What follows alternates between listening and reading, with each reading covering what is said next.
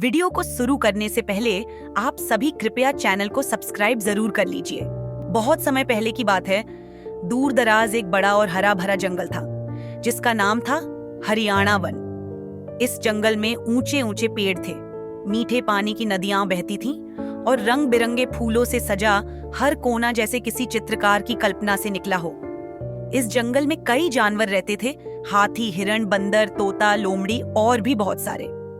लेकिन इन सबका राजा था सिंघू। बहुत ताकतवर था, उसकी दहाड़ से पूरा जंगल गूंज उठता था। लेकिन एक बात और थी, उसका दिल बहुत बड़ा और दयालु था।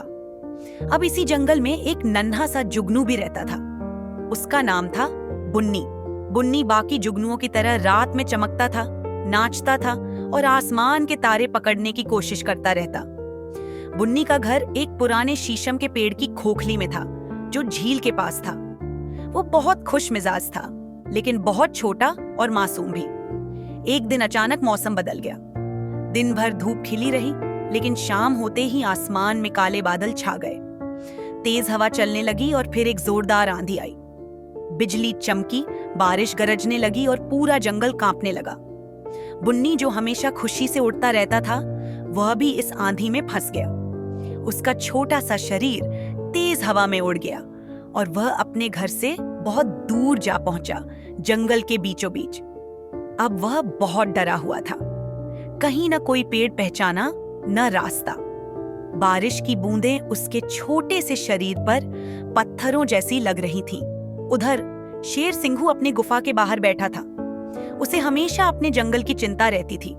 वह सोचने लगा, कहीं कोई जानवर इस आंधी में मुसीबत में तो नहीं। वह तुरंत अपनी गुफा से निकला और बारिश में चल पड़ा। रास्ते में उसे कुछ दिखाई दिया, एक हल्की सी चमक। वो रुका और गरजते हुए बोला। जुगनू कांपता हुआ बोला, मैं बुन्नी हूं, एक छोटा सा जुगनू। मैं रास्ता भटक गया हूं। शेर ने अपनी आवाज नरम करते हुए कहा, ओ छोटे दोस्त, तुम बहुत भीगे हुए हो, डरो मत, मैं तुम्हें तुम्हारे घर पहुंचा दूंगा। बुन्नी पहले तो थोड़ा हिचकिचाया, आखिर सामने जंगल का राजा था। लेकिन जब उसने सिंघू की आंखों में देखा तो उसे वहां डर नहीं, बल्कि सच्ची चिंता दिखी।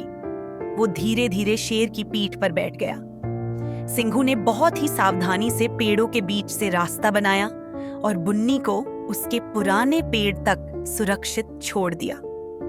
बुन्नी ने खुशी से चमकते हुए कहा, शेर भैया, आप तो बहुत अच्छे हैं। आपने मेरी जान बचाई। क्या हम दोस्त बन सकते हैं? सिंघू मुस्कुराया और बोला, जरूर, तुम बहुत बहादुर हो और सच्चे दोस्त हमेशा साथ रहते हैं।